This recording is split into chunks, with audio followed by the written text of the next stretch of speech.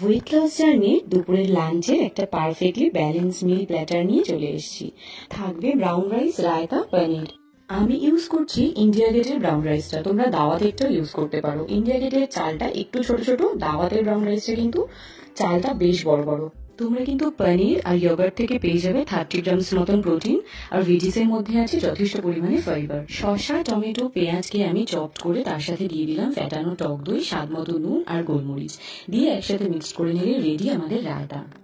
পনির নিয়েছি 100 গ্রাম। পনিরটাকে এভাবে কাট করে নিয়ে সাথে দিয়েছি গোলমরিচ, কুচনো ধনেপাতা, অল্প কাশ্মীরি লঙ্কার গুঁড়ো, নুন, অরিগানো আর অলিভ অয়েল দিয়ে ভালো করে মিক্স করে পনিরটার মধ্যে মশলাটাকে মাখিয়ে নেবো। এইবার আমি একটা গ্রিলড প্যানে শুধুমাত্র পনিরটাকে দিয়েছি, কোনো রকম তেল দিইনি যেহেতু আমি অলিভ অয়েল ইউজ করেছিলাম।